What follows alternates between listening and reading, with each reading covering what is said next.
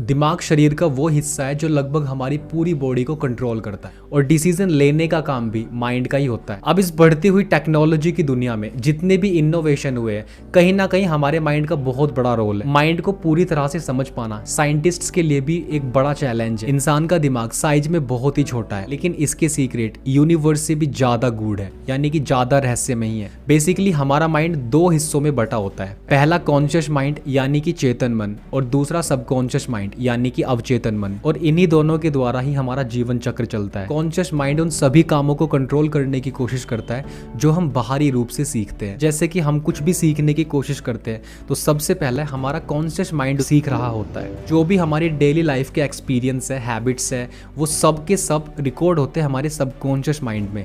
लेकिन यहाँ पर समझने की बात यह है कि जितना भी एक्सपीरियंस है, मेमोरीज है, या फिर जितने भी हमारी हैबिट्स स्टोर है हमारे सबकॉन्शियस माइंड में, वो सब की सब हमारे कॉन्शियस माइंड से फिल्टर होकर के सबकॉन्शियस माइंड तक पहुंचती है। लेकिन यहाँ पर एक बड़ा डिफरेंस ये भी है, हमारा सबकॉन्शियस माइंड किसी भी निगेटिव और पॉजिटिव चीज में अंतर नहीं समझता है। यानी कि जो भी हम अपने कॉन्शियस माइंड से सीख रहे होते हैं वो सबकॉन्शियस माइंड में जाके स्टोर होता है। अब हमारे सबकॉन्शियस माइंड को इससे बिल्कुल परवाह नहीं है ये काम मेरे लिए अच्छा है या फिर नहीं, ये हैबिट मेरे लिए अच्छी है या फिर नहीं। इसका काम सिर्फ कॉन्शियस माइंड करता है। हमारी कॉन्शियसनेस में जो भी चीजें स्टोर है वो कहीं ना कहीं सबकॉन्शियस माइंड में आकर के स्टोर हो जाती है, और ये सबकॉन्शियस माइंड हमारी उन हैबिट्स, हमारे उन रूटीन को बार बार रिपीट करने में हमारी हेल्प करता है। अवचेतन मन हमें उस स्थिति में डाल देता है जहां हम किसी भी काम को छोड़कर भी भाग सकते हैं।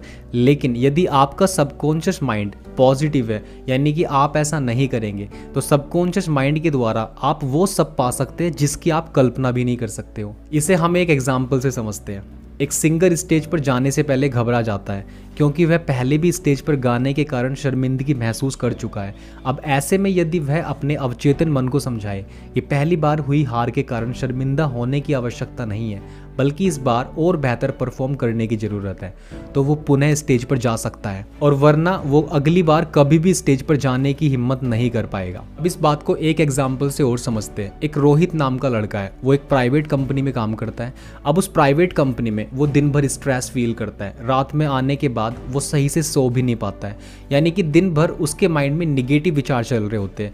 उसके काम पर उसका मन नहीं लगता है, और उसको कहीं ना कहीं ये डर सता रहा होता है कि कहीं ना कहीं उससे गलती ना हो जाए, और बार बार वही चीजें उसके सामने आ रही होती हैं। अब वो एक साइकोलॉजिस्ट के पास जाता है। वो साइकोलॉजिस्ट उसको सजेशन करता है कि देखो, आप अपने माइंड को कंट्रोल करना सीखो, तब आपकी लाइफ में सारी चीजें अच्छी होने लगेगी। तो वो उसको कुछ सजेशंस देता है कि अपने माइंड में केवल और केवल पॉजिटिव सोच को आने दो। जब भी आपका मन आपसे कोई ऐसी बातें बोलता है जो कि आपके लिए निगेटिव है, जो आपकी लाइफ पर, आपकी पर्सनल, आपकी प्रोफेशनल लाइफ पर बैड इंपैक्ट डालती है, तब अपने आप को रोककर आप अपने आप से पॉजिटिव बातें कह सकते हो। सबकॉन्शियस माइंड आपसे कॉन्शियस माइंड की तरह परेशान नहीं करता है, वह सीधे आप पर अपने निर्णय थोपता है।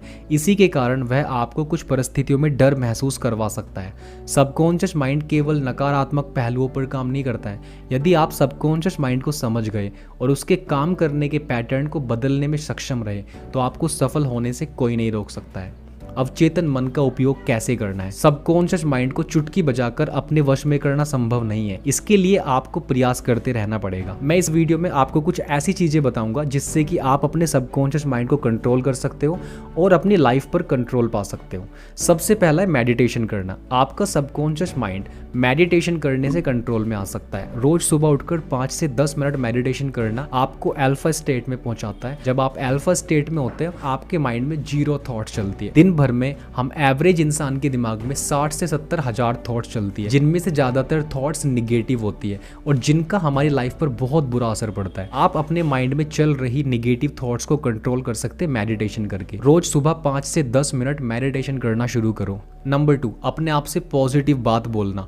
दिन भर जब भी आपके मन में निगेटिव थॉट्स चल रही हो, तब आप अपने आप से पॉजिटिव बात बोल सकते हो। अपने आप को उसी समय पकड़ो और अपने आप से उस बात को पॉजिटिवली कहो। फॉर एग्जाम्पल, अगर आपका माइंड आपसे बोल रहा है कि यार आज मेरा दिन अच्छा नहीं जाने वाला है, तुरंत उसी वक्त अपने आप को पकड़ो और अपने आप से कहो, नहीं, आज का दिन मेरा बहुत अच्छा जाने वाला है। आज एक बेहद खूबसूरत दिन है। मैं आज के दिन अपने सारे इंपॉर्टेंट काम समय पर पूरे करूंगा। इस तरह से आप एक निगेटिव थॉट को को चेंज कर सकते हो उसका एक काउंटर पॉजिटिव थॉट्स बनाकर। Number 3, take sufficient sleep. आपको रात में 7 से 8 घंटा मिनिमम 7 to 8 आवर्स आपको सफिशिएंट स्लीप लेनी है। हमारे अंदर थॉट पैटर्न्स कब बदलने लगता है? जब हम इनसफिशिएंट नींद ले रहे होते हैं, जब हम अंडर स्ट्रेस होते हैं। जब आप अपने आप को पर्याप्त नींद दोगे, 7 से 8 घंटा पूरी तरह से आप सो पाओगे, तब आपका माइंड रिलैक्स फील करेगा, आपका माइंड ज़्यादा कॉन्सेंट्रेशन के साथ काम कर सकेगा और आप लाइफ में बेटर फोकस कर पाओगे अपने लाइफ के सभी एरियाज पर। एंड नंबर 4, प्रैक्टिस करते रहना। जब आप लगातार प्रैक्टिस करते रहते हो अपने सबकॉन्शियस माइंड पर, अगर आपको वर्क करना है तो डेली अपने आप से गोल सेट करने कि यार मुझे आज सुबह उठकर मेडिटेशन करना है, रात को कुछ पेजेस किसी अच्छी बुक के पढ़ने हैं, डेली एक्सरसाइज करना, डेली मेडिटेशन करना आपको एक वाकई में सक्सेसफुल इंसान बनाएगा और आपको अपने माइंड पर कंट्रोल करना भी सिखाएगा, जो कि बेहद इंपॉर्टेंट है।